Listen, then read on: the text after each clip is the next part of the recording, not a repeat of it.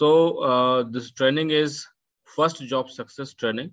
Another name of this training is first job success and 6 challenges. So as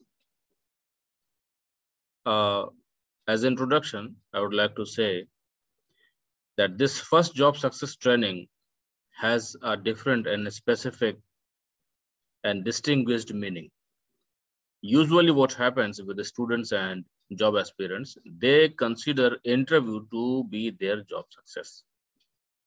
Whereas interview success is not equal to job success. All students, job aspirants, even experienced and freshers, final year students, they all need to have a clear concept of what is their job success and what is their first job success. After the completion of their education and successful interview, they join company, they join the job.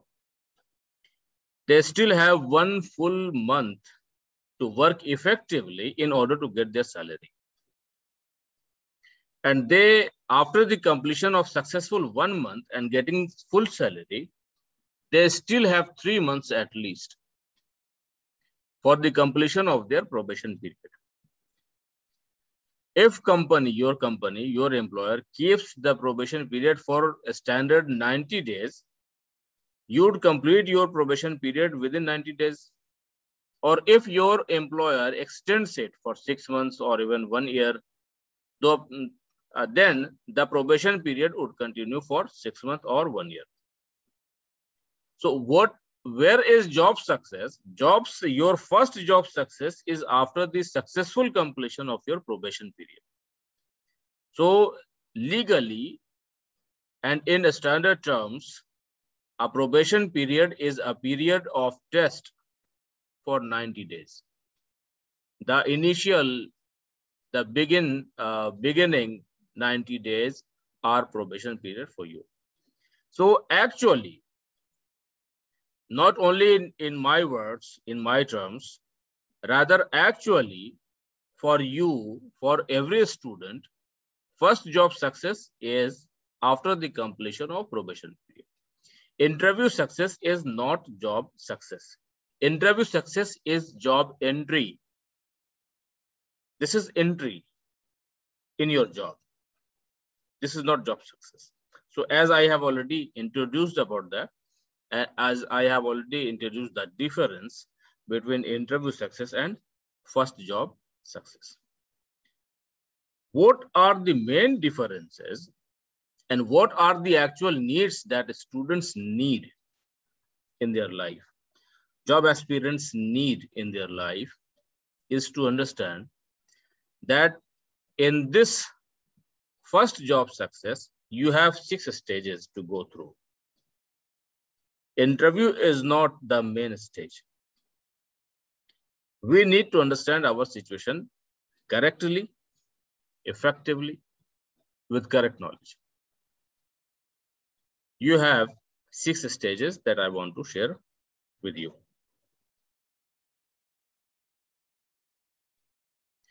There are 6 stages in your first job success. And what are those 6 stages? And why there are 6 stages? So understand what are the 6 stages. The first stage is pre-interview stage. Before your interview, you have a lot of work in the pre-interview stage. If this pre-interview stage is not worked upon properly, this would impact not only upon your interview, rather this would impact across your professional life, isn't it? Be very much sure what I am speaking. I am not speaking that this will, if you are not prepared well, if you have not worked upon the pre-interview stage, this will impact only on your probation period. I am not saying this. I am saying if a student or a job aspirant has not worked effectively during the pre-interview stage, this will impact his whole professional career across life. isn't it? So this is first stage. There are 6 stages in your job success. The first is pre-interview stage. Second is interview stage. Third is joining stage. This is also important. Third stage includes other things also that you would see ahead. Fourth stage is salary confirmation stage. This means successful first salary. Fifth is probation period, means successful probation period. And sixth is means last stage of your first job success is first promotion. So these are six actual and practical stages that you have to go through. Each and every student who is planning for his job, planning for his employment, he has to go through. Nobody can skip any of these 6 stages, isn't it? Now move ahead. This will cover effective CV writing. CV writing is, isn't it? This is just phase. This is one phase, and there are a number of things behind this. You need to know effective CV writing. At the same time, there are many factors that will affect effective CV writing. Effective CV writing is not only written form of communication skill. This is not only one of the effective communication skills. This represents a number of skills. So CV is actually not CV, isn't it?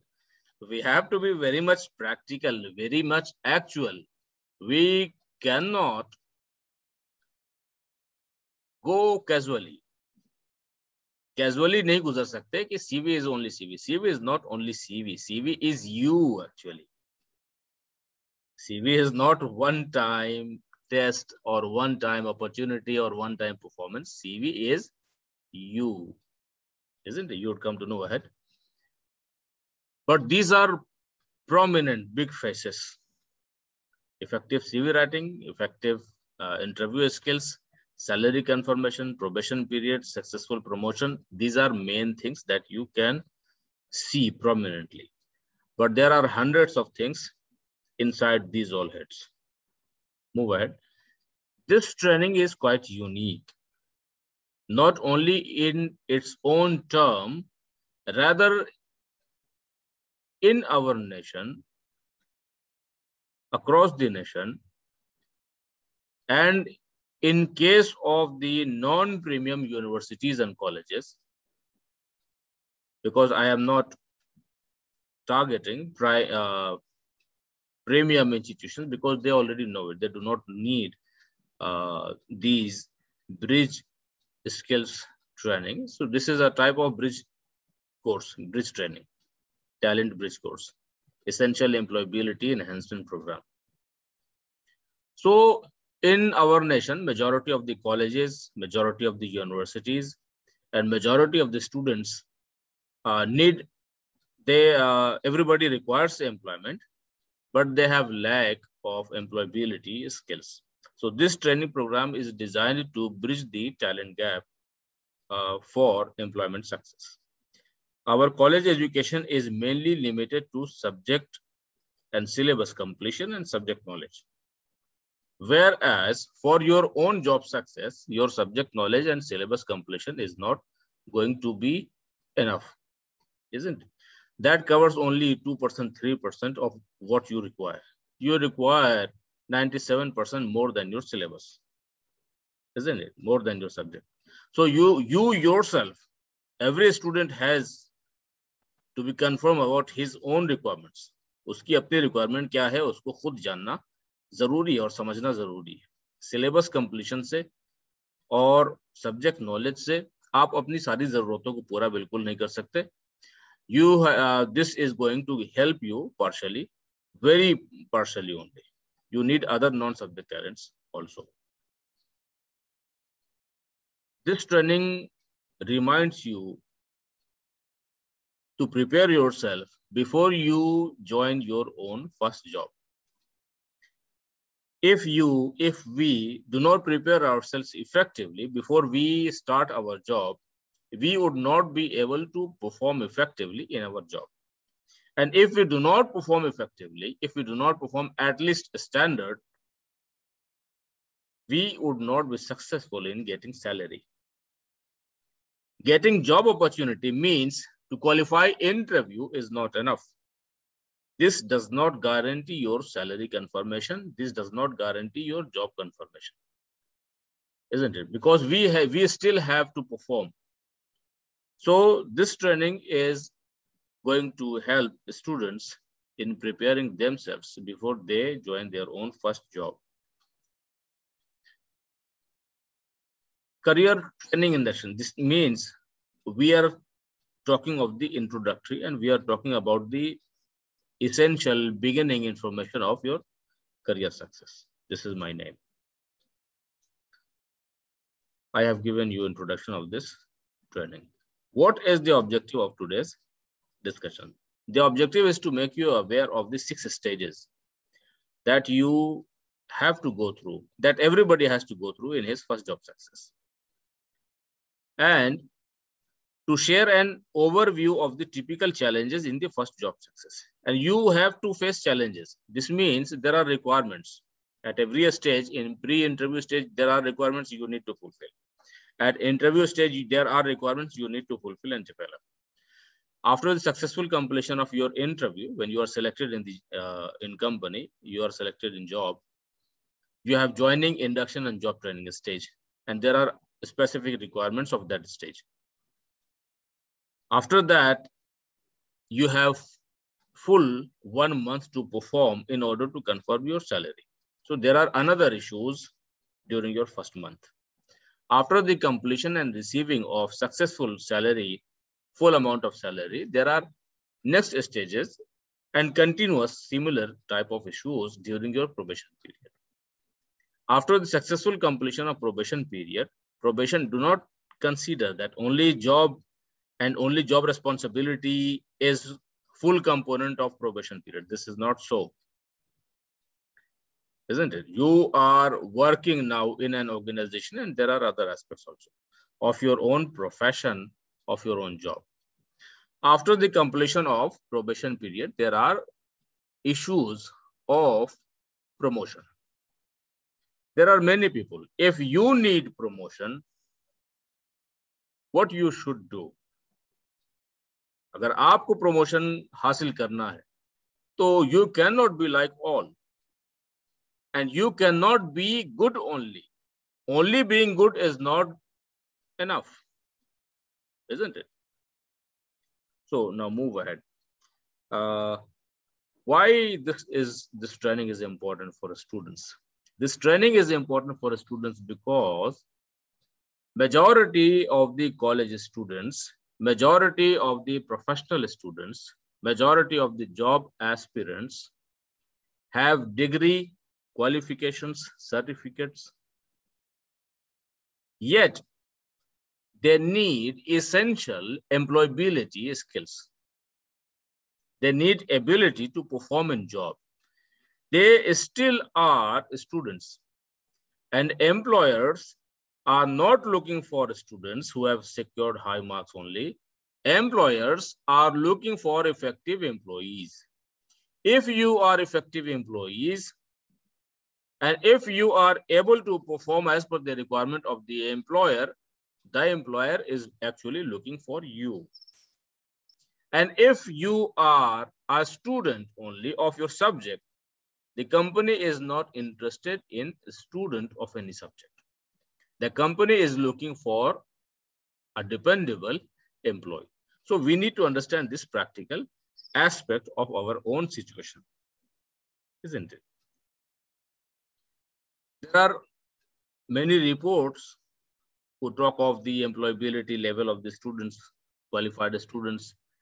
There are Manpower Group report, Times of India report, other reports also, national and international reports about job success of students, job success of professional students.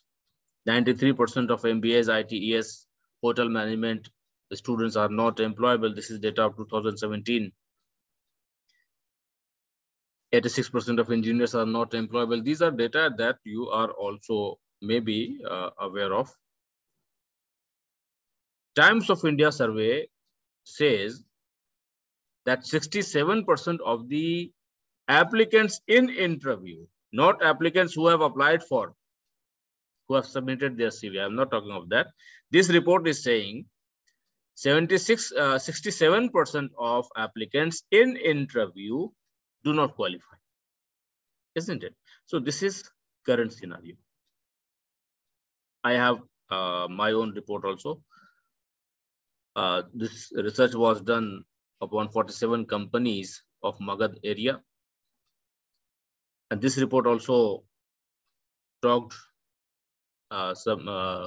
discovered about several type of the scenario, like majority of the applicants are irrelevant, majority of the applicants are incompetent also, companies do not get adequate number of competent human resources, and campus placement has never been a dependable source of recruitment. These are the research reports done by HCB Education. Now we are talking of the 6 stages and their challenges.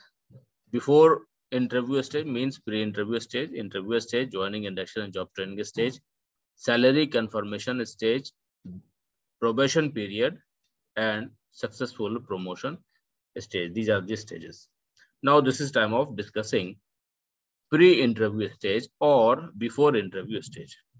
Now come to understand that what are the issues before interview. When you are planning to go for a job, you have to prepare for that. You have to make your CV and you have to apply for job. When you have applied, you will get a call from the company for interview and you would appear for the interview. So this is the main events. This is the sequence of events that happens actually. But you have to understand that this is not all. This is phase of the activity, isn't it? And you have to understand कि what are happening behind the scene. ये तो सामने में हो रहा है, लेकिन behind the scene क्या है? You need to understand this, isn't it? So don't commit any mistake. गलती में या गफलत में नहीं रहिए. जब आपको जॉब में अप्लाई करना है तो हमने सीवी बनाया, सीवी बनाकर हमने अप्लाई कर दिया तो कंपनी से इंटरव्यू आया, isn't it? होता सामने में यही है. But you have to work a lot behind the scene. CV के पहले बहुत सारा काम आपको करना जरूरी है. तो इंपॉर्टेंट इश्यूज क्या हैं प्री इंटरव्यू स्टेज के, वो अभी आपके सामने है. The first important issue is to how to prepare for job. Second is what are your career aspirations. Third is how to write a good CV, good and effective CV. How to apply and where to apply. Job search कहाँ करें, job search कैसे करें, apply कैसे करें. Apply करने के लिए CV कैसे बनाएंगे अच्छी, और हमारे करियर एस्पिरेशंस क्या क्या हैं, और हम अपनी जॉब की तैयारी किस तरह करें. तो ये जो पहला इशू है pre interview stage, this is talking of your education. ये आपके एजुकेशन के बारे में बात कर रहा है और ये आपसे कह रहा है कि जॉब के लिए तैयारी आप कैसे करेंगे. तो आप एजुकेशन जो ले रहे हैं वही लेने का मकसद क्या है. Are you taking education for employment? Importantly, if you are taking education, if you are taking training, if you are taking professional courses, what is the purpose of doing that? Your purpose is to get job, get employment success. When your purpose is success of employment success, are you preparing yourself for employment with the training, with the education, with that course? You need to be aware about this, isn't it? Don't read. Listen to my words carefully. Don't read. पढ़िए नहीं, isn't it? आपकी need जो है वो कीजिए. Need क्या है आपकी? आप पढ़ रहे इसलिए है ताकि आपको एम्प्लॉयमेंट और करियर सक्सेस हासिल हो. तो जब आप पढ़ाई कर रहे हैं तो don't read, don't complete syllabus, don't get only subject knowledge. Learn that knowledge and that skill which are required in your employment. जो आपके एम्प्लॉयमेंट में और करियर में, पोजीशन में जिस चीज की रिक्वायरमेंट है, जिस नॉलेज की रिक्वायरमेंट है, जिन स्किल्स की रिक्वायरमेंट है, जिन एक्सपर्टाइज की रिक्वायरमेंट है, ध्यान से सुनिए सारे अल्फाज को जो हमने इस्तेमाल किया, जिस नॉलेज की रिक्वायरमेंट, जिन स्किल्स की रिक्वायरमेंट, जिन एक्सपर्टाइज की रिक्वायरमेंट है, और जिस पर्सनालिटी की रिक्वायरमेंट, जिस एटीट्यूड की रिक्वायरमेंट, जिस तरह के अप्रोच की रिक्वायरमेंट, जिस इंडस्ट्रियल एक्सपोजर की रिक्वायरमेंट है, isn't it? Learn these all from your education, because you are taking education for the same thing. इसीलिए आप एजुकेशन ले, इसलिए ये पहला सवाल ही आपको इस बात के लिए तैयार करने के बारे में है कि whether you are preparing yourself for your own job and employment success or not, isn't it? So how to prepare, ये प्रिपेयर कैसे करेंगे अपने आप को, तो उसमें I am not going to give a lot of detail in that कि how to prepare, लेकिन जो आपके कॉलेज से छूटता है आमतौर पे, उसके बारे में हम पॉइंट वाइज मेंशन कर देते हैं कि आपके पास होना क्या चाहिए, isn't it? और कुछ स्किल्स का नाम हम मेंशन कर देते हैं जो कॉलेज में पढ़ने के बाद स्टूडेंट्स या तो अपनी केयरलेसनेस में या teaching methods, effective teaching methods के ना होने की वजह से, या कॉलेज के टीचिंग मेथड्स में कमी होने की वजह से, या क्वालिटी एजुकेशन सिस्टम ना होने की वजह से स्टूडेंट्स के अंदर जो कमी आ जाती हैं उनको हम मेंशन कर देते हैं। How to prepare for job में you need subject knowledge is not enough, actually you need subject competence. आपको अपने सब्जेक्ट की सलाहियत की जरूरत है। तो आपको अपने सब्जेक्ट की कैसी सलाहियत की जरूरत है? आपका सब्जेक्ट जिस इंडस्ट्री में काम करता है, जिस इंडस्ट्री के जिस तरह की कंपनीज में काम करता है, और कंपनी के जिस डिपार्टमेंट में काम करता है, उस डिपार्टमेंट में आपका सब्जेक्ट क्या काम करता है, यू नीड टू नो, यानी आपको नॉलेज हासिल करने की जरूरत है, और आपका सब्जेक्ट किस तरह से काम करता है स्किल हासिल करने की आपको जरूरत है। तो आप ये कैसे करेंगे? The first step is to get knowledge. Knowledge कैसे हासिल होता है? आपको कॉलेज का लेक्चर हासिल करने से, किताबों को पढ़ने से। Knowledge is first step. Do not consider that knowledge is equal to development, isn't it? हमारे बातों को ध्यान से सुनिए, ये डिफरेंशिएटिंग स्टेटमेंट है। I don't consider that knowledge is equal to development. Knowledge is beginning of your development. Knowledge is not equal to development. Knowledge is partial development, and knowledge is beginning of your development, isn't it? So अगर आपका subject management है तो understand the subject, concept of the subject.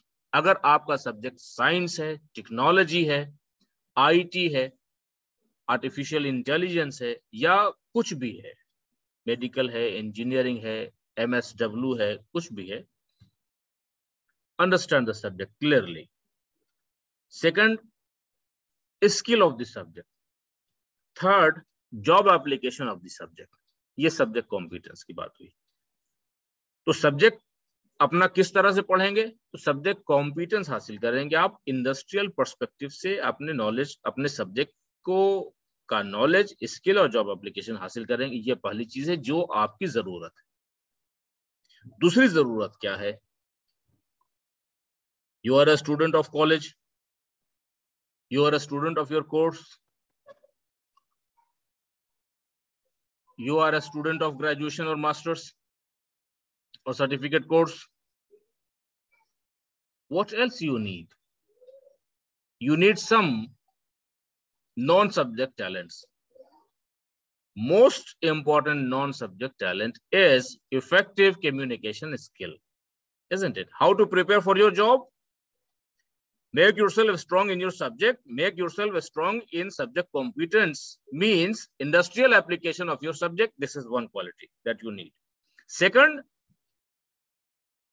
develop effective communication skills at least as per requirement of your job, कम से कम जो आपके job की रिक्वायरमेंट है, जिस फॉर्म ऑफ कम्युनिकेशन की रिक्वायरमेंट है, written forms of communication, oral forms of communication and image management, develop that. This is I am talking about how to prepare for your job. दो skills की हम लोगों ने बात की. Third skill is essential career skills. कम से कम आपके करियर की जो बेसिक स्किल्स, करियर के बेसिक स्किल्स क्या हैं? करियर के बेसिक स्किल्स ये हैं कि what are my career aspirations, मेरा करियर एस्पिरेशन क्या है. तो करियर एस्पिरेशन कहते किसको है? करियर एस्पिरेशन का मतलब होता है वो चीजें जिनकी बेसिस पे आप अपने करियर को चुन सकते हैं और बना सकते हैं. तो वो चीजें होती क्या है? What are the components of career aspiration? Career aspiration का कंपोनेंट, पहला कंपोनेंट है आपकी क्वालिफिकेशन. जिस सब्जेक्ट में आप क्वालिफिकेशन हासिल करते हैं, जिस सब्जेक्ट में आप ट्रेनिंग लेते हैं, उसी सब्जेक्ट की बेसिस पे फिर आप अपने करियर की राह चुनते हैं. अगर आप इंजीनियरिंग किया है आपने, तो आप इंजीनियरिंग के करियर में जाते हैं. अगर आपने मेडिकल की कोई स्ट्रीम को पढ़ा है, तो आप मेडिकल के फील्ड में, इंडस्ट्री में जाते हैं. अगर आपने लीगल सब्जेक्ट्स को पढ़ा है, तो फिर आप लीगल सर्विसेज में जाते हैं. अगर आप बिजनेस मैनेजमेंट आपने पढ़ा है, तो आप बिजनेस मैनेजमेंट के किसी फंक्शन में आप जाते हैं. कैसे? Because of your qualification. तो करियर एस्पिरेशन का पहला कंपोनेंट होता है आपका क्वालिफिकेशन. लेकिन करियर एस्पिरेशन सिर्फ क्वालिफिकेशन तक ही लिमिटेड नहीं है, और भी चीजें हैं. क्या क्या चीजें हैं, ध्यान से सुनिए. करियर एस्पिरेशन के अगले कंपोनेंट्स हैं आपका एक्सपर्टाइज, या सेकंड लेवल पे आप रखें इंडस्ट्रियल एक्सपोजर. आपकी क्वालिफिकेशन, और क्वालिफिकेशन के बाद industrial exposure. As for example, छोटा सा एग्जांपल आप ले लीजिए. बिजनेस मैनेजमेंट का कोई स्टूडेंट है, बिजनेस मैनेजमेंट में उसने बीबीएम कर लिया, एमबीए कर लिया, 5 साल बिजनेस मैनेजमेंट उसने पढ़ा, क्वालिफिकेशन बिजनेस मैनेजमेंट की है. अब उसने बिजनेस मैनेजमेंट के 5 main functions, production management, marketing management, accounts and finance management, IT management और एचआरएम. तो ये 5 मेन फंक्शंस हैं. तो 5 मेन फंक्शंस में हो सकता है कि उसके पास एक्सपर्टाइज है एचआरएम का, या प्रोडक्शन का, या मार्केटिंग का, या एफएम का, या आईटी का. जो एक्सपर्टाइज है, या एक्सपर्टाइज से पहले जिस तरह के इंडस्ट्रियल प्रोजेक्ट्स आपने किए हैं, अगर सारे के सारे प्रोजेक्ट्स या ज्यादातर प्रोजेक्ट्स आपने मार्केटिंग के किए हैं, तो आप मार्केटिंग में करियर बनाने के लिए ज्यादा रेलिवेंट है, ज्यादा सीखा है आपने. या अगर आपने दोनों फंक्शंस पे अच्छे खासे एक्सपोजर को हासिल किया है, तो आप दोनों फंक्शंस पे अपना करियर बना सकते हैं. Isn't it? तो करियर एस्पिरेशंस को आपको समझना जरूरी है. सबसे पहला आपकी क्वालिफिकेशन, दूसरा इंडस्ट्रियल एक्सपोजर, तीसरा एक्सपीरियंस अगर है तो एक्सपीरियंस, और चौथा यानी एबिलिटी टू वर्क. हो सकता है कि यू हैव मल्टीपल एबिलिटीज. एक फंक्शन में काम करने की एबिलिटी है, दूसरे फंक्शन में भी काम करने की एबिलिटी है, तीसरे फंक्शन में भी काम करने की एबिलिटी है, चौथे फंक्शन में काम करने की एबिलिटी नहीं है. ऐसा हो सकता है. तो मल्टीपल एबिलिटीज टू वर्क, ये करियर एस्पिरेशन है. उसके बाद tendency to work. Tendency to work means what you like, what you like. कौन आप कर सकते हैं 5 तरह के काम. बिजनेस मैनेजमेंट के 5 तरह के फंक्शंस को आप कर सकते हैं. You have ability to perform, but you do not have tendency to perform in all. You like some and you don't like some. तो जो आप लाइक करते हैं, आपकी liking, tendency to work, this is also career aspiration. Isn't it? इसके अलावा career aspiration कुछ और भी हो सकता है. Motivation from other factors. किसी ने आपको मोटिवेट किया, किसी को आपने देखा कि उस इंडस्ट्री में, उस डिपार्टमेंट में वो बंदा, मार्केटिंग में वो बंदा जाकर के उसने एग्जीक्यूटिव लेवल से शुरुआत किया और वो मैनेजिंग डायरेक्टर तक पहुंच गया, चेयरमैन तक पहुंच गया, उसने अपनी कंपनी एस्टैब्लिश कर ली और ग्रुप ऑफ कंपनीज का मालिक हो गया. आपने क्या देखा? आपने देखा कि मार्केटिंग डिपार्टमेंट में काम करने वाले बंदे का इतना जबरदस्त राइज होता है. Isn't it? You got inspired. You got inspired from somebody, some successful personality. So that also becomes factor of your career decision making. This is called career anchor, जिससे आप किसी करियर के सिलसिले में डिसीजन लेना या फैसला आप करने की पोजीशन में आप आ जाए. That is called career anchor. isn't it? तो ये करियर एस्पिरेशंस हैं, जो करियर एस्पिरेशंस आपको जानना, आपको खुद अपने करियर स्किल्स के बारे में जानना चाहिए कि मेरा करियर एस्पिरेशन क्या है। मेरे करियर एस्पिरेशन की बेसिस पे कौन कौन सी करियर अपॉर्चुनिटीज हैं मौजूद, करियर अपॉर्चुनिटीज किस इंडस्ट्री में है, मेरा सब्जेक्ट मेरे करियर एस्पिरेशंस के मुताबिक कौन कौन सी इंडस्ट्री में करियर अपॉर्चुनिटीज हैं, उन अपॉर्चुनिटीज में से कौन सी अपॉर्चुनिटीज मुझे ज्यादा पसंद है, मुझे ज्यादा अच्छा काम, ज्यादा अच्छा डेवलपमेंट दे सकते। तो क्या क्या करियर इसेंशियल करियर स्किल्स हमारे पास होना जरूरी है, क्या क्या, अपने करियर एस्पिरेशंस को समझना, अपनी करियर अपॉर्चुनिटीज को समझना, कौन सी करियर अपॉर्चुनिटी मुझे किस तरह का रास्ता देगी उस बात को समझना, और कौन सी करियर अपॉर्चुनिटीज के करियर पाथ क्या है, पहला स्टेप क्या है, दूसरा स्टेप क्या है, तीसरा स्टेप क्या है, चौथा स्टेप क्या है, उसकी रिक्वायरमेंट्स क्या है, उसके बेनिफिट्स क्या हैं, उसके अचीवमेंट्स क्या हो सकते हैं, इन चीजों को जानना और समझना, ये क्या है, इसेंशियल करियर नॉलेज। तो how to prepare for your job ही अभी चल रहा है, isn't it? Before you apply, before you make your CV, before you write your CV, you need this all. When you have developed in yourself these all, you would be in a better position to write an effective CV for yourself, isn't it? Third important issue before interview stage is how to write a good CV. This is what you can see easily and what other people see. जो नजर आता है वो ये है, लेकिन इसके पीछे जो असली चीजें हैं वो हमने अभी आपको बताया, isn't it? How to write an effective CV. CV क्या है, इसके लिए एक कंप्लीट डिस्कशन हम आपको देंगे, फुल सेशन। CV क्या है और CV कैसे इफेक्टिवली लिखी जाती है। CV कहीं से भी अगर आपने किसी का कॉपी कर दिया तो that is not your CV. You need to understand what should be your CV. आपकी CV क्या होनी चाहिए, ये हमने आपको शुरुआत में, अभी के डिस्कशन में शुरुआत के हिस्से में हमने आपसे कहा कि CV इज यू। CV क्या है, वो आप हैं। तो आपको अपना CV कैसा बनाना चाहिए, आपको अपना CV वैसा बनाना चाहिए जो आपको रिप्रेजेंट कर सके, आपकी इफेक्टिव क्वालिटीज को रिप्रेजेंट कर सके, आपकी उन क्वालिटीज को रिप्रेजेंट कर सके जिन क्वालिटीज की जरूरत कंपनी को है, आपके एम्प्लॉयर को है, isn't it? So, इस बात का ध्यान रखने की जरूरत है कि CV is your professional information, but this should be as per the requirement of the position and the employer. जिस पोजीशन और जिस एम्प्लॉयर के लिए आप अप्लाई कर रहे हैं उसके मुताबिक होना चाहिए, isn't it?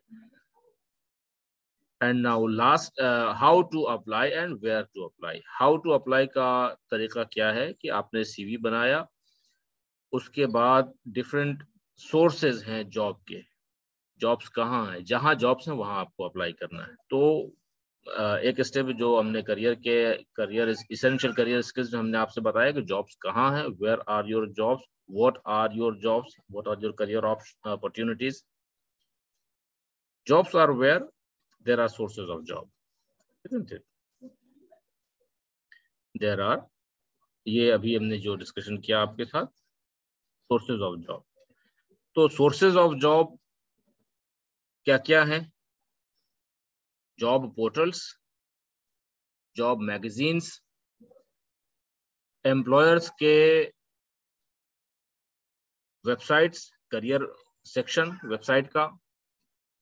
अब इनके अलावा जॉब कंसल्टेंट्स, इसके अलावा क्या है, इसके अलावा जिन कंपनीज में आपने इंडस्ट्रियल प्रोजेक्ट्स किए हैं वो कंपनीज आपके लिए पोटेंशियल एम्प्लॉयर है।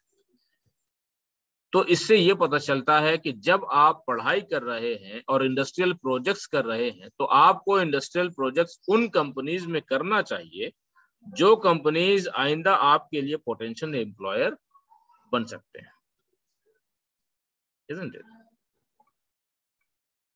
जिन कंपनीज में आपने रिसर्च किया वो आपके पोटेंशियल एम्प्लॉयर हो सकते हैं, और डिफरेंट तरह के जॉब हमने बताया, जॉब पोर्टल्स, naukri.com, timesjobs.com, इसके अलावा अभी एक नया एप्लीकेशन है अपना जॉब.com। तो ये सब सोर्सेज ऑफ जॉब है। ये सब क्या है? Sources of job. जॉब्स कहाँ? Where are the jobs? यहाँ जॉब्स है, यहाँ जॉब है। तो जिस कंपनी ने वैकेंसी निकाली उस कंपनी में आप अप्लाई करते हैं। तो अप्लाई करने का तरीका क्या होता है? आप उसके ईमेल पे अपनी सीवी भेजते हैं। सीवी के साथ साथ आपको जॉब एप्लीकेशन भेजने की जरूरत हो सकती है। तो आपको अपनी सीवी इफेक्टिव बनानी है और अपना जॉब एप्लीकेशन भी इफेक्टिव लिखना है। अब उसमें फिर और क्या इश्यूज हैं हाउ टू अप्लाई में, और क्या माइन्यूट इश्यूज हैं? माइन्यूट इश्यूज ये हैं कि आपने अपनी सीवी भेजी, अपना जॉब एप्लीकेशन लिखा है, तो आपको सब्जेक्ट इफेक्टिव बनाना है। तो आपको सब्जेक्ट इफेक्टिव सब्जेक्ट क्या होगा? आपने ईमेल भेजा, ईमेल में अपनी सीवी भेजी, तो सब्जेक्ट क्या हो सकता है? आपका नाम शाकिर है, शारिक है, शारिक सीवी, ये ठीक तो है, आइडेंटिफाई हो रहा है, लेकिन आपकी किसी भी क्वालिटी का पता नहीं चल रहा। तो आप जिस सब्जेक्ट के माहिर हैं या जो वैकेंसी है, उस वैकेंसी के जो बेस्ट स्किल की रिक्वायरमेंट, उस स्किल को भी आप अपने सब्जेक्ट में इंक्लूड कर दीजिए। जैसे शारिक सीवी, उसके बाद स्किल का नाम लिखिए, एक्सपर्ट इन दिस स्किल। तो उस स्किल में एक्सपर्टाइज अपना मेंशन कीजिए, जिस स्किल की उस जॉब को जरूरत है, जिस जॉब के लिए आप अप्लाई कर रहे हैं।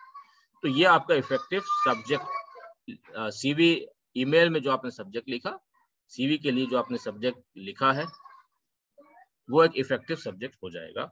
और आपका एम्प्लॉयर आपकी ईमेल को ओपन करके आपकी सीवी को देखना पसंद करेगा। ये देखना चाहेगा कि ये बंदा रेलिवेंट लग रहा है, इसकी सीवी को देखा जा सकता है। आपकी सीवी को देखने के लिए एम्प्लॉयर के पास कितना मिनट होता है? Isn't it? अगर वैकेंसी जितनी भी है, सैकड़ों और हजारों लोगों ने अप्लाई किया है, तो क्या लगता है कि सभी की सीवी देखी जा रही है? ऐसा नहीं है। कंपनी के पास 1 मिनट नहीं है। कंपनी के पास आपकी सीवी देखें या ना देखें, इसका डिसाइड करने के लिए कंपनी के पास 30 सेकंड भी नहीं है, 5 सेकंड है। 5 सेकंड, 10 सेकंड। आपकी सीवी को पढ़ना है कि नहीं पढ़ना है, यह डिसीजन कितनी देर में होता है? 5 सेकंड में। Isn't it? तो आपको अपने आप को इफेक्टिवली रिप्रेजेंट कर देना है इस तरह से कि आपकी सीवी को देख करके एम्प्लॉयर इंटरेस्टेड हो जाए कि I want to look into his CV. Isn't it? ये कैसे होता है? इफेक्टिव सब्जेक्ट जब आप डालेंगे ईमेल। उसके बाद आपकी सीवी देखने के बाद आपका इंटरव्यू ले लें, this interest should be created in the employer. Employer should feel कि इस बंदे को बुला के देखते हैं, लगता है रेलिवेंट। अभी आपका इंटरव्यू हुआ नहीं है, आपकी सीवी आपके बारे में बोल रही है, इसको बुला के देखना चाहिए। Isn't it? हजारों सीवीज हैं, क्या हजारों के हजारों को इंटरव्यू का मौका दिया जाएगा? ऐसा नहीं है। That is why I had said in the beginning, effective communication skills. Isn't it? CV writing is written form of communication. You need to know effective CV writing skills. उसी तरीके से similarly, effective interview skills is also effective communication skills, oral form of communication. Isn't it? Now, I talked about how to apply for job, where to apply for job. अब अभी आप जो screen देख रहे हैं, व्हाट टू डू, करें क्या? तो डेवलप सब्जेक्ट कॉम्पिटेंस, ये हमने आपको बता दिया। कंपनी में अप्लाई करने के सिलसिले में हमने आपको बता दिया अप्लाई कैसे करें। जिस पोजीशन और जिस कंपनी के लिए आप अप्लाई कर रहे हैं, उसके बारे में 2 सजेशंस स्क्रीन पे लिखे हुए हैं। Do company research and profile research, यानी जिस कंपनी में आप अप्लाई कर रहे हैं, आपको पता चला कि वैकेंसी है इसमें, इस कंपनी में, इस डिपार्टमेंट में, इस पोजीशन पे वैकेंसी। क्या करना चाहिए आपको? Do research upon that company, उस कंपनी के ऊपर रिसर्च कीजिए। वो कंपनी क्या करती है, वो डिपार्टमेंट क्या करता है, और उस पोजीशन में क्या काम होता है। इसमें दो चीजें हैं, जेडी और जेएस, जॉब डिस्क्रिप्शन और जॉब स्पेसिफिकेशन। जॉब डिस्क्रिप्शन का मतलब होता है उस पोजीशन की रोल एंड रिस्पॉन्सिबिलिटीज क्या क्या है, और स्पेसिफिकेशन का मतलब होता है कि what should be the qualities of the applicant, applicant को कैसा होना चाहिए। तो ये दोनों मेंशन होती हैं हर वैकेंसी में। तो हर पोजीशन की वैकेंसी निकली है तो उसका जेडी और जेएस अच्छी तरह से आप पढ़ लें, ताकि आप उसी के मुताबिक आप अपने सीवी को डिजाइन करेंगे, isn't it? तो इंटरव्यू से पहले क्या होना चाहिए वो हमने आपको अभी बताया, इंटरव्यू से पहले क्या होना चाहिए। अब कुछ जो इश्यूज हैं, बाकी जो 5 स्टेज के इश्यूज हैं, वो मेन इश्यूज आपके सामने कर्सरी ग्लांस के तौर पे हम मेंशन करेंगे, क्योंकि ये अभी कर्सरी ही इंफॉर्मेशन की अभी फिलहाल आपको जरूरत है। तैयारी की जो जरूरत है वो सीवी और इंटरव्यू की जरूरत है, और फिर उससे पहले प्री इंटरव्यू स्टेज में अभी फिलहाल आपकी तैयारी और ट्रेनिंग की जरूरत है। पोस्ट इंटरव्यू भी ट्रेनिंग की जरूरत है, जिसको आइंदा के ट्रेनिंग में कवर किया जाएगा। अब इंटरव्यू स्टेज के इंपॉर्टेंट इश्यूज क्या हैं और इसके आगे जो स्टेजेस हैं उसके इंपॉर्टेंट इश्यूज क्या हैं, इससे वाकिफियत हासिल कर लीजिए। How CV is selected, CV का सिलेक्शन कैसे होता है, ये इंपॉर्टेंट इशू है। हमने अभी कुछ थोड़ी बहुत हमने आपको बातें बता दी, मेन बातें हमने आपको बल्कि बता दिया सीवी का सिलेक्शन कैसे होता है। How to qualify telephonic interview, telephonic interview qualify करने के लिए क्या करना चाहिए, और टेलीफोनिक इंटरव्यू कंपनी क्यों लेती है, और कितने राउंड के प्रिलिमिनरी इंटरव्यूज हो सकते हैं, और प्रिलिमिनरी इंटरव्यू कंपनी अगर ले रही है तो हमें क्या करना चाहिए, और कंपनी क्या चाहती है। सी नेक्स्ट पॉइंट है, what happens on the day of interview, interview के दिन क्या होगा और आपको क्या करना चाहिए। How to qualify main interview, interview में जब आप पहुंच जाए तो इंटरव्यू में आपको कैसा परफॉर्मेंस करना चाहिए, सवालात क्या होंगे, आपको कैसा जवाब देना चाहिए, आपका बिहेवियर क्या होना चाहिए, इंटरव्यू के हॉल के अंदर आपको कैसा परफॉर्मेंस करना है, और इंटरव्यू के हॉल के में जाने से पहले आपको किस तरह से परफॉर्मेंस करना है, कंडक्ट करना है, और इंटरव्यू के में कितने स्टेजेस हैं। पहला हिस्सा इंट्रोडक्टरी, उसके बाद मेन क्वेश्चन, उसके बाद नेगोशिएशन, नेगोशिएशन आपको कैसे करना है, क्या करना है, ये इंपॉर्टेंट इश्यूज हैं इंटरव्यू स्टेज के। यहाँ पे इंटरव्यू स्टेज के दिन आपको क्या क्या करना है वो स्टेप बाय स्टेप लिखे हुई है इंफॉर्मेशन। सबसे पहला क्या है, reporting, reporting in time. Reporting के साथ साथ आपको अपने पूरी इमेज मैनेजमेंट का ध्यान रखना है, जो नेसेसरी डॉक्यूमेंट्स हैं वो लेकर के जाना है, टाइमली रिपोर्टिंग करनी है, CV submission, image management, your documents, interview के etiquettes, question and answers, salary negotiation, offer letter, isn't it. Interview hall में जाने से पहले बात करने के, रिपोर्टिंग के, बैठने के, इंतजार करने के एटिकेट्स, ये सब चीजें क्या हैं, इमेज मैनेजमेंट के कंपोनेंट्स में आ सकती हैं। इंटरव्यू क्वालिफाई करने के बाद इंटरव्यू में आप नेगोशिएशन स्टेज तक पहुंचे, नेगोशिएशन क्वालिफाई किया, आपको जॉब ऑफर मिल गया, जॉब ऑफर यानी offer letter. Excuse me, sir. Yes, Can you please explain in brief what if we are talking about the salary negotiation, then what are the etiquettes for the fresher, the one who didn't apply for any job yet before that? Salary, see this is a question of interview training, तो उसके लिए हम आपको एक session, complete session देंगे interview training के लिए, लेकिन इस सवाल का आप जवाब ले लीजिए। Okay, sir. सवाल आपने पूछा कि सैलरी नेगोशिएशन जब कर रहे हैं तो क्या एटिकेट होना चाहिए। सैलरी नेगोशिएशन में दो तरह की सिचुएशन होगी कैंडिडेट के साथ। एक, फ्रेशर कैंडिडेट होंगे तो उनकी सैलरी नेगोशिएशन अलग तरह की होगी, और एक्सपीरियंस्ड और एक्सपर्ट कैंडिडेट्स होंगे तो उनकी सैलरी नेगोशिएशन के अलग एटिकेट। फ्रेशर जब सैलरी नेगोशिएशन के स्टेज में पहुंच गया तो सैलरी नेगोशिएशन के स्टेज में पहुंचने से पहले जो इंपॉर्टेंट क्वेश्चंस हैं इंटरव्यू के, उसमें उसको पहले ये साबित करना, हम थोड़ा हल्का बहुत थोड़ा सा बैकग्राउंड देंगे, उसको ये साबित कर देना है अपने परफॉर्मेंस और इंटरव्यू में जवाबात से कि this candidate is relevant for this post, जिस पोस्ट के लिए आपने अप्लाई किया है उस पोस्ट के लिए आपका कैंडिडेचर रेलिवेंट, तो ये साबित कैसे करते हैं? उस पोस्ट की जो जॉब प्रोफाइल है, जो काम है और जिस स्किल की उसको जरूरत है, वो स्किल आपके पास है, वो आप साबित करें। कैसे साबित करेंगे? वो स्किल आपको मालूम होना चाहिए पहले से, इसीलिए हमने कहा कि अप्लाई करने से पहले जॉब डिस्क्रिप्शन, जॉब स्पेसिफिकेशन जानना जरूरी है, ताकि आप अपनी सीवी ठीक से बनाएं, अपने आप को तैयार ठीक से करें। जब अप्लाई कर इंटरव्यू में आएंगे तो आपको मालूम है कि उस पोजीशन के लिए कौन से स्किल की जरूरत है, आप उसी स्किल को साबित करेंगे, बताएंगे मुझे मेरे पास ये स्किल है, इस स्किल के ऊपर हमने काम किया है, हमने प्रोजेक्ट किया है, और हम आपके जिस पोजीशन के लिए हमने अप्लाई किया है उस पोजीशन में इस स्किल की जरूरत है और ये स्किल मेरे पास है। ये क्वेश्चन से आप गुजर गए। इंटरव्यूअर इस बात से इम्प्रेस है कि आप एक रेलिवेंट कैंडिडेट हैं। अब सैलरी नेगोशिएशन स्टेज पे आता है और इंटरव्यूअर पूछता है कि व्हाट इज योर एक्सपेक्टेशन। इस तरह के सवालों का मतलब होता है सैलरी नेगोशिएशन शुरू हुआ।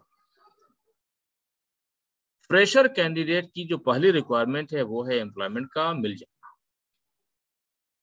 फ्रेशर के लिए पहली रिक्वायरमेंट है एम्प्लॉयमेंट का मिल जाना।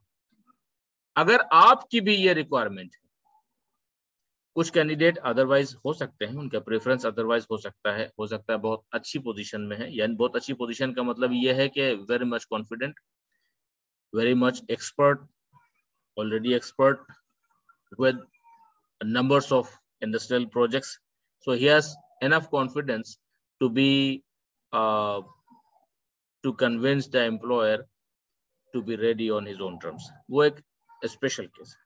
लेकिन नॉर्मली जब एक फ्रेशर नेगोशिएशन स्टेज पे है तो उसकी पहली जो प्रेफरेंस और रिक्वायरमेंट है वो है उसकी जॉब अपॉर्चुनिटी उसको मिल जाना, तो ये आपकी प्रायोरिटी है। तो अब आप जब नेगोशिएशन कर रहे हैं तो नेगोशिएशन में आपको 3 हिस्से में अपना नेगोशिएशन बांटना है फ्रेशर को। पहला क्या है? Show interest in working with the company. Don't talk of salary. Salary negotiation में जब आप सैलरी नेगोशिएशन शुरू कर रहे हैं तो सबसे पहले सैलरी की बात नहीं कीजिए। सबसे पहला क्या कीजिए? Show your interest in the company to work. You are already interested, आप इस कंपनी में काम करने में इंटरेस्टेड हैं। Express your interest. I am interested in working with you. Isn't it? उस कंपनी की कुछ बात बहुत अच्छी लगती है, उस कंपनी का नाम अच्छा लगता है, उस कंपनी के जो प्रोजेक्ट्स होते हैं वो आपको अच्छे लगते हैं, कंपनी वर्क प्रोफाइल आपको अच्छा लगता है, तो आप उनको बताइए कि मुझे आई लाइक इट, मुझे ये पसंद है और आपके साथ काम करना ये मेरा पहला इंटरेस्ट। ये आपने पहली बात बताई। नेगोशिएशन का पहला हिस्सा शो योर इंटरेस्ट। अब दूसरा हिस्सा, आप सैलरी की तरफ जा रहे हैं। सेकंड स्टेप क्या होगा? Show your trust. भरोसा, आपको भरोसा है कि कंपनी जो सैलरी मुझे देगी, कंपनी जो मुझे कंपनसेशन प्लान देगी, वो इंडस्ट्री और अपने स्टैंडर्ड के मुताबिक देगी। मेरे स्टैंडर्ड और मेरी कंपनी के स्टैंडर्ड से कोई कॉम्प्रोमाइज नहीं होगा। I have trust and believe in the compensation plan of my company. मेरी कंपनी पे मुझे पूरा भरोसा है कि वो मेरे लिए बहुत ही अच्छा कंपनसेशन प्लान उसने रखा है। ये 2 स्टेप हो गया सैलरी नेगोशिएशन का। अब आप उसमें अमाउंट ऑफ मनी बताएंगे। तो अमाउंट ऑफ मनी आपको पहले से मालूम होना चाहिए कि सैलरी स्लैब क्या है। सैलरी स्लैब मान लिया कि एक फ्रेशर है और कंपनी आपको 40,000 से 60,000 उसका स्लैब है। आपको स्लैब पहले मालूम हो जाना चाहिए। जब आप जॉब प्रोफाइल को चेक कीजिएगा, वैकेंसी चेक कीजिएगा, तो वैकेंसी में कंपनसेशन प्लान बहुत मौके पे दिया हुआ रहता है, और अगर नहीं है तो फिर आपको उस लेवल पे जो मार्केट रेट है वो आपको पता करना चाहिए। अब उसमें आप हाईएस्ट बोलें। जैसे मान लिया कंपनी ने कहा ये 40,000 से लेकर के 70,000 तक का की सैलरी है पर मंथ, तो फिर आप उसको हाईएस्ट से शुरू करें। तो आप लैंड कहाँ करेंगे? 40 से 70 के बीच में ही आप रहेंगे। Isn't it? ऐसा नहीं होना चाहिए कि कंपनी का जो स्लैब है वो 40,000 से लेकर के 70,000 तक है और हमने कहा ही उसको कि हम उससे ज्यादा लेंगे। तो इसका मतलब यह है कि you are not professional enough to be aware with the salary slab of the company. Company जो अभी सैलरी स्लैब दे रही है उससे आप अवेयर भी नहीं, ये कैसे आप एप्लीकेंट हैं। तो इन बातों का ध्यान रखना है। एक फ्रेशर को क्या करना है, सैलरी नेगोशिएशन में 3 कंपोनेंट है एक फ्रेशर के लिए। पहला क्या है, show interest in the company. दूसरा क्या है, show trust in the compensation plan of the company. और से of my company, isn't it? Don't say your company, say my company. मुझे अपनी कंपनी के ऊपर भरोसा है that my company will give me a very good career, a very good compensation plan as per competitive market rate, as per standard of the company and as per my standard. ये second हिस्सा। और third हिस्सा, start with the highest. तो highest क्या, slab में से आप slab में आप हाईएस्ट स्टेज से बोलेंगे। स्लैब हमने आपको बता दिया 40 से 70 का है, तो आप 65 बोलें, 70 बोलें, etc। उसके बाद फिर नेगोशिएशन करके आप बीच में आ सकते हैं। तो ये फ्रेशर के लिए हमने आपको सैलरी नेगोशिएशन के बाद बताई, इसमें 3 कंपोनेंट्स हैं। अगर एक एक्सपीरियंस कैंडिडेट है तो उनको सैलरी स्लैब भी मालूम है, अपना मार्केट वैल्यू भी मालूम है। वो बंदा अपने एक्सपर्टाइज के मुताबिक, जब उनको मालूम है कि my work value will be this much, जैसे अगर आपसे कंपनी को 25 लाख रुपए का फायदा हो रहा है, तो कंपनी उसमें से आपको कई लाख रुपए देने में कंपनी को कोई दिक्कत नहीं है। लेकिन आपको ये मालूम होना चाहिए कि मेरा जो जॉब वैल्यू हो वो कितना है, और जॉब वैल्यू के मुताबिक फिर वो एक्सपर्ट बंदा, एक्सपीरियंस बंदा अपनी सैलरी का नेगोशिएशन कर सकता है। लेकिन जिस बंदे को अपना जॉब वैल्यू मालूम नहीं है, अपना कंट्रीब्यूशन टू द कंपनी मालूम नहीं है, या वो फ्रेशर है, अभी उसको अंदाजा नहीं है, तो फिर उसकी जो बातें हैं वो साउंड नहीं होंगी, यानी कि प्रैक्टिकल हो सकता है कि उसका स्टेटमेंट ना हो। इसीलिए एक्सपर्ट बंदा जब बात करेगा तो अपने मार्केट वैल्यू और अपने जॉब वैल्यू के मुताबिक उसको करना चाहिए। उसके पास कॉन्फिडेंस है कि मैं इतना, मेरा कंट्रीब्यूशन इतना होगा, I would take this salary, ऐसा हो सकता है सीनियर एक्सपीरियंस के साथ। नाउ इंटरव्यू के सक्सेसफुल हो जाने के बाद हमने आपको बताया कि interview success is actually not job success. ये कामयाबी का एक हिस्सा तो है, और इससे मोटिवेशन और सेटिस्फैक्शन होता है, हैप्पीनेस होती है, but do not consider this to be equal to job success, क्योंकि अभी एक लंबा रास्ता आपको जाना अभी बाकी है। तो अगला स्टेप क्या है, अगला स्टेप है ज्वाइनिंग, ज्वाइनिंग के बाद इंडक्शन, और इंडक्शन के बाद जॉब ट्रेनिंग। तो इसके कुछ इंपॉर्टेंट इश्यूज हैं जिसको आज डिस्कस करने की जरूरत नहीं है, लेकिन इश्यूज क्या है वो पॉइंट वाइज आपको मेंशन कर दें। How to do joining, joining कैसे करें, उसके एटिकेट्स क्या है, क्या करना है और क्या नहीं करना है। ज्वाइनिंग के बाद क्या होता है, डॉक्यूमेंट वेरिफिकेशन। तो डॉक्यूमेंट वेरिफिकेशन, ये legal document verification, this is very important stage. आप इसमें कोई भी अनऑथेंटिक काम अगर करेंगे तो सिलेक्शन इंटरव्यू पास करने के बावजूद हो सकता है कि अब यहां से आगे जाने का मौका ना मिले। इसलिए डॉक्यूमेंट वेरिफिकेशन में क्या करना है और क्या नहीं करना है, इसको जानना जरूरी है, isn't it? You cannot do anything fake। कोई झूठ नहीं बोल सकते, कोई नकली चीज को प्रेजेंट नहीं कर सकते, क्योंकि वेरिफिकेशन उसका होगा और फिर आपकी सच्चाई का पता नहीं चलेगा तो वो आपके लिए नुकसानदेह है। डॉक्यूमेंट वेरिफिकेशन के बाद अब है इंडक्शन। इंडक्शन का मतलब होता है इंट्रोडक्टरी ट्रेनिंग। बड़े ऑर्गेनाइजेशंस में इंडक्शन होता है। तो इंडक्शन होगा तो वो क्या चीज है, और एक इंडक्टी को क्या करना चाहिए। इंडक्शन में सिर्फ आपको अटेंड करना, कुछ लेना नहीं है, ऐसा नहीं है। You have to be very much active learner, you have to be very much active, you can not miss any information, आप कुछ छोड़ नहीं सकते। तो what should be the successful conduct of an inductee. उसके बाद क्या होगा, जॉब ट्रेनिंग। हमने बताया बड़े ऑर्गेनाइजेशन में इंडक्शन होता है तो आपको इफेक्टिव इंडक्टी बिहेवियर आपके पास होना चाहिए, लेकिन इंडक्शन नहीं हुआ तो आपको क्या इंफॉर्मेशन मिलनी चाहिए थी वो आपको हासिल करना था, isn't it? अगर नहीं मिला तो आप बहुत सारी चीज का गैप रह गया और आप उस गैप को फिल नहीं कर सकेंगे अगर आपके पास ये स्किल्स नहीं है तो।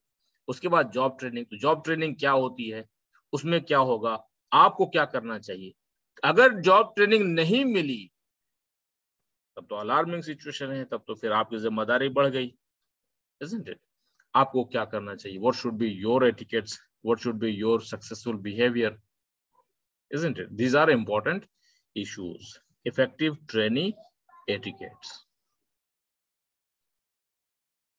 उसके बाद फिर अब आपका फर्स्ट मंथ का जॉब है, यानी फर्स्ट मंथ जब आप जॉब कंप्लीट करेंगे तो फिर सैलरी का कंफर्मेशन होगा, सैलरी हासिल होगी। तो फर्स्ट मंथ में क्या इश्यूज हैं, क्या इंपॉर्टेंट इश्यूज हैं, वो इंपॉर्टेंट इश्यूज का सिर्फ नाम आप जान लें, ये पूरी ट्रेनिंग के इश्यूज हैं, है ना। ये सभी पे हर एक, ये अभी आपका इंटरव्यू पास हो गया, पीछे जा चुका, अब एक मंथ में आप आ चुके हैं, आप हो सकता है कि एक हफ्ता गुजर गया, पूरा मंथ गुजरेगा, इंटरव्यू तो बहुत पीछे चला गया। क्या अभी सक्सेस हासिल हो चुकी है? अभी ऐसा नहीं है। That is why HCB education is talking of first job success and it's 6 challenges. First job success में ये 6 स्टेजेस हैं, और इन 6 स्टेजेस में आपके इश्यूज हैं, चैलेंजेस हैं। You have to become successful by handling these all challenges. Important issues क्या है? जॉब डिस्क्रिप्शन, आपका जॉब डिस्क्रिप्शन क्या है, रोल एंड रिस्पॉन्सिबिलिटीज आपकी क्या क्या है, क्या करना है, डेली रूटीन क्या होगी, टास्क क्या है, एक महीने में टोटल क्या टास्क कंप्लीट कर देना है, स्टैंडर्ड परफॉर्मेंस क्या है, कम से कम कितना परफॉर्मेंस डिलीवर करना है, isn't it? ये सब आपको मालूम होना चाहिए जिस पे आप कंप्लीट काम करेंगे।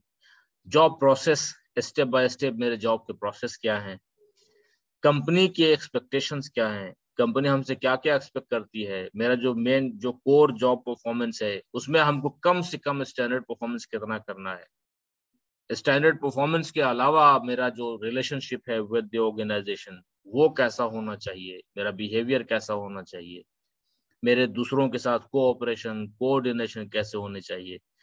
रिलेशनशिप ऑर्गेनाइजेशन के अंदर कई तरह के होते हैं, and don't consider this to be the relationship like in your student life में जैसे जिस चीज को आप रिलेशनशिप समझते थे, don't consider that to be the organizational relationship. Student life में आप दोस्त थे, आप भाई थे, आप बेटा थे, आप स्टूडेंट थे अपने टीचर के, आपका बिहेवियर दूसरा था, आपकी एक्सपेक्टेशन दूसरी थी, आपके जो रिलेशनशिप्स थे उनके मायने दूसरे थे, आप गलती कर सकते थे, आपकी गलती की माफी होती, आपकी गलती पे आपको माफ कर दिया जाए यह आपका एक्सपेक्टेशन था, आप नाराज हो सकते हैं यह आपका राइट था, आप मदद की उम्मीद करते हैं यह आपका राइट था, आप किसी से नाराज होकर बात बंद कर सकते थे यह आपका तरीका था। But in your organization you can not expect similar relationships with your seniors, with your juniors, with your peers, with your customers, with outsiders. You have to understand what are the specific organizational relationships. The relationship with senior, relationship with junior, relationship with peers, relationship with customers, with outsiders, with suppliers. You need to understand. Successful employee behavior, job professionalisms, job जो हमने जो core job है वो उसके अलावा फिर क्या प्रोफेशनलिज्म्स हैं, क्या बिहेवियर होना चाहिए, क्या कंडक्ट होना चाहिए, ऑर्गेनाइजेशनल प्रोफेशनलिज्म्स क्या है, परफॉर्मेंस अप्रेजल क्या चीज है, क्या हमारे परफॉर्मेंस को का अप्रेजल किया जा रहा है, क्या हमारे परफॉर्मेंस का असेसमेंट हो रहा है, हमको देख तो कोई नहीं रहा है, हम तो अकेले अपने क्यूबिक में काम करते हैं, isn't it? तो what happens, each and everybody in the organization is being assessed. हर बंदे का असेसमेंट हो रहा है, परफॉर्मेंस अप्रेजल हर एक बंदे का हो रहा है और हर एस्पेक्ट से परफॉर्मेंस अप्रेजल हो रहा है। ये इश्यूज हैं काहे के, फर्स्ट मंथ के कंप्लीशन के, सैलरी कंफर्मेशन से पहले के, प्रोबेशन पीरियड में ये सारे इश्यूज कंटिन्यू करेंगे। इसके अलावा और क्या क्या है, ऑर्गेनाइजेशनल कल्चर क्या है ये आपको जानना होगा, समझना होगा, फॉलो करना होगा, कोऑपरेट करना होगा। ऑर्गेनाइजेशनल एक्सपेक्टेशंस क्या है जानना होगा, समझना होगा और पूरा करना होगा।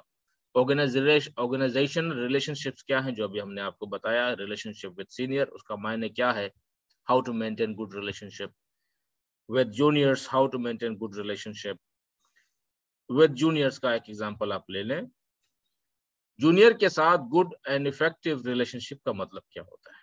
जूनियर के साथ अच्छे रिलेशनशिप का मतलब होता है you have ability to give clear work instructions. Junior के साथ अच्छे रिलेशनशिप का मतलब क्या होता है? You have ability to give clear work instructions. ये पहली बात. दूसरी बात क्या है? You have ability to solve their problems, work related problems. ये दो परफॉर्मेंस हो गया जिससे गुड रिलेशनशिप होता है. और तीसरी बात क्या है? You have ability to guide them in their work, to motivate them for better work, and you have ability to handle their problems.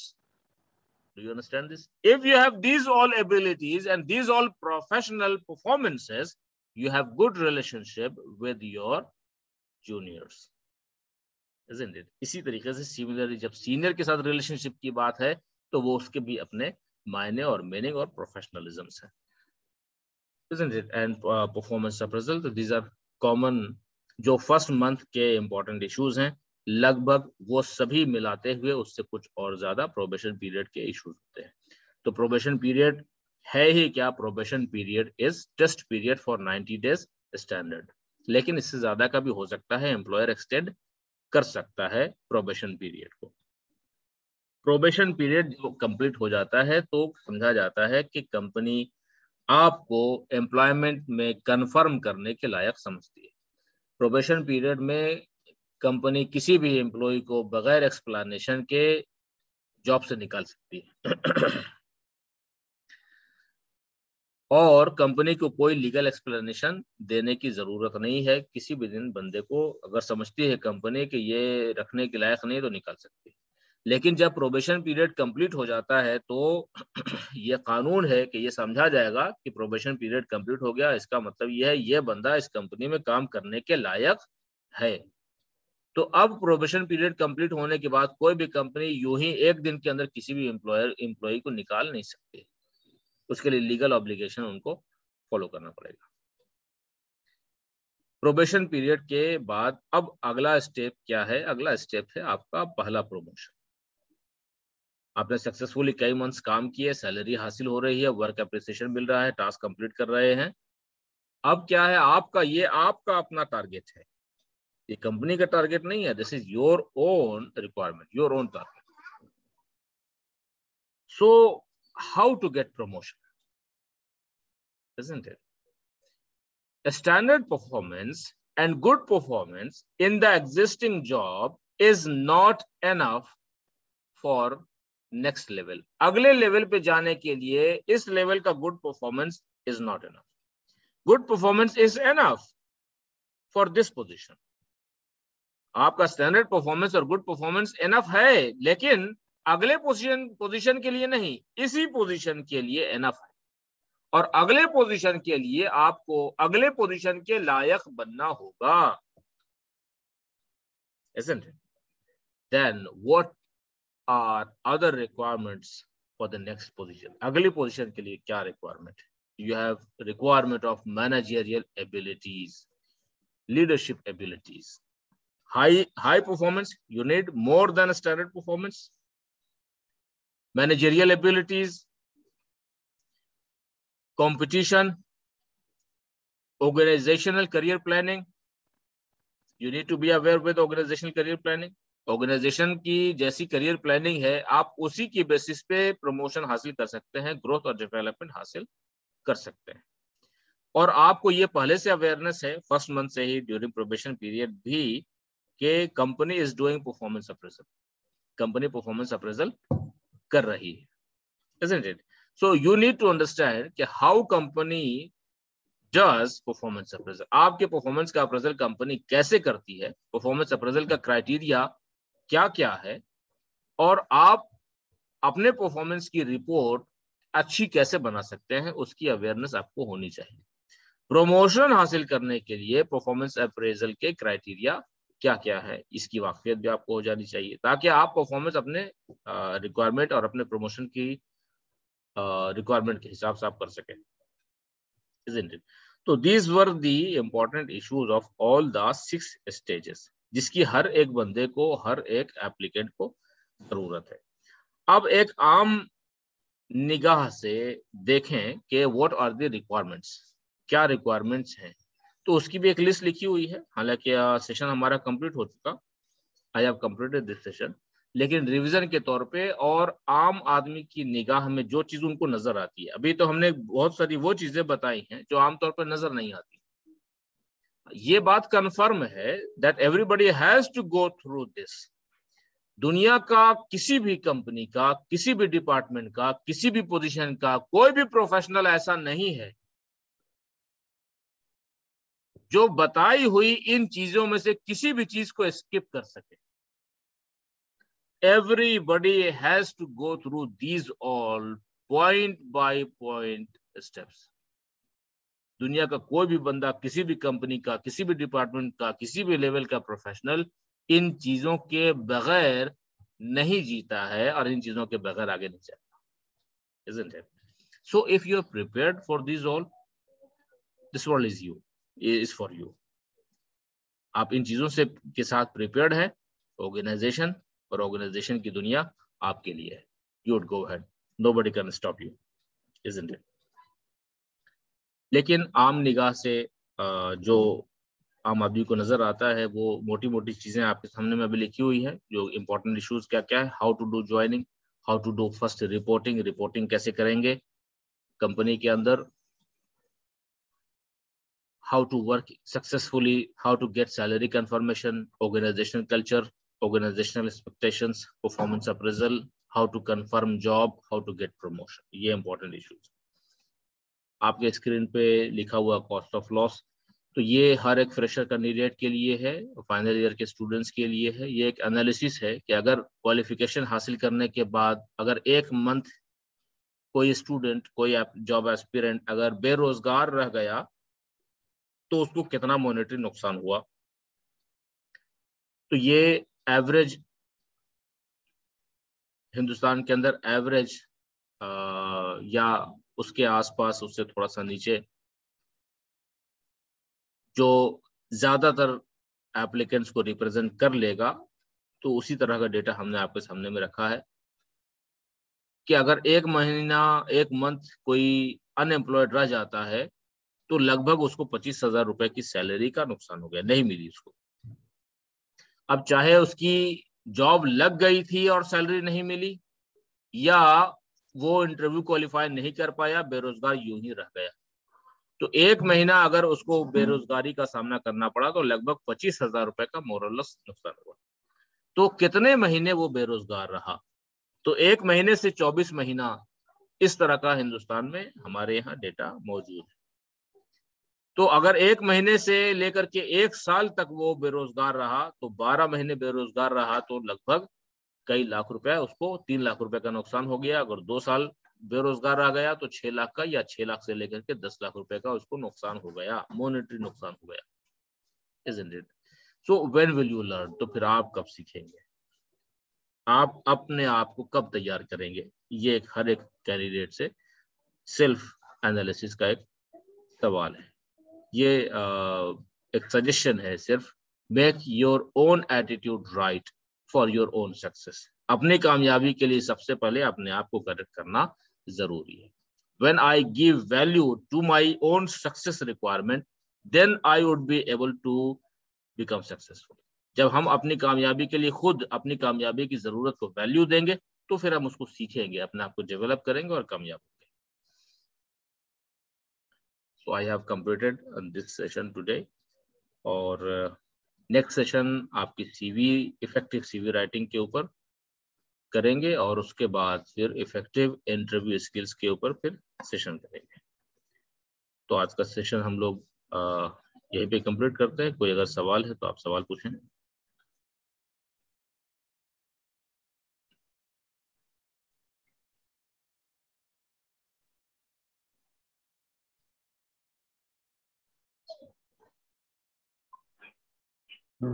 Thanks a lot, sir. And what is JMD? JMD was one of the companies that I had given training to. JMD Fabcare Private Limited. This is a private limited company in Ranchi. Their work is in organized laundry and fab care. So it was a startup. This person is director of this company, and this lady is HR manager of the company. And these people are employees of the company. These are engineers and management professionals. And what is this, sir? Behind the officers? This was one of my program, education and career counseling with for paramilitary jobs. Paramilitary jobs के लिए हमने career counseling कराई थी CRPF के साथ मिलकर. These are CRPF officers and administrators. So this name of this program was human capacity building. These programs are conducted by government, I think. No, this that was by CRPF and HCB both. Okay. This is one of the seminars. This is Deputy Director of Labor Resource Department, Magad. Yes, sir. I know him. I attended his webinar. Yes, one of the webinars you might have attended. Yes.